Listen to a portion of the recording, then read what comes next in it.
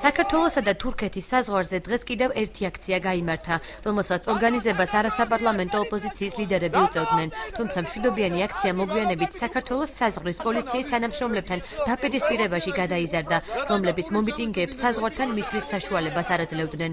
სამარცხვინოა ბიჭო, სამარცხვინო ბერიძე, შეგწყვეტ. ქართულ მიწაზე რატო ზღუდავს? ბერიძე, ვის ცვლილდო? და თქვენი დახით რომ რუსები არიან ოკუპანტები. ოკუპანტები თურქები არიან, თელი მიწები რო აქვენ წაღებული. აი ერთი გაჩერდა. ნეიტრალურ ტერიტორიაზე შესასვლელად სპეციალური საშვია საჭირო, რომელიც მხოლოდ ერთ მომიტინგეს აღმოაჩნდა. მან საგუშაგოსთან ქართული დროშა აღმართა. მისი განცხადებით, ნეიტრალურ ტერიტორიას კიდნათელები 10 წლის წინ ამუშავებდნენ და ამის უფლება ახლაც აქვთ. მიწასთან პრობლემები შეგვექმნა.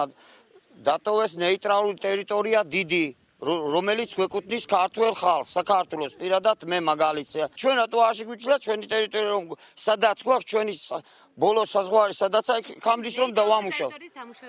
რა თქმა უნდა გვინდა. თუ თურქეთის მხარე არ ამუშავებს, თქვენ რატომ უნდა დაამუშავოთ? თურქეთის მხარე საქმეც იგია რომ ამუშავებს მის ტერიტორიას. თურქეთს ნეიტრალური ტერიტორია არ აქვს. მეზობელი რესპუბლიკის მხრიდან საფრთხის საშიშროებაზე საუბრობს არასაპარლამენტო ოპოზიციის ლიდერი მერაბ ღობერიძეც. მისთვის გაუგებარია ისიც, რატომ არ აძლევენ მესაზღვრეები ნეიტრალურ ტერიტორიაზე აქციის გამართვის უფლებას. მოიწევს როლი და ჩვენი ადგილობრივი სასამართლო პოლიცია არ აძლევს გადასვლის საშუალებას, იმიტომ რომ ცხადებ რომ ეს ყოფილი აღმოჩნდა რომ თურქების ტერიტორია და რეალურად არანაირი დოკუმენტაცია არ გაჩნდა ამ ადამიანს, ვის რატო არ ეძლევა საშუალო გადასვლის საზღვრის გადაკვეთისა. ის რასაც აკეთებს თურქი მესაზღვრეები, ის რასაც თურქებს ხელისუფლება, დიახაც შესაძლებელი არის გაღვივდეს აქ, ამიტომაც აქ შევისწავლოთ და მივმართოთ ხელისუფლებას, მოვიდეს ჭყვაზე. საქართველოს სასაზღვრო პოლიციის წარმომადგენლები მომხდარზე კომენტარს არ აკეთებენ.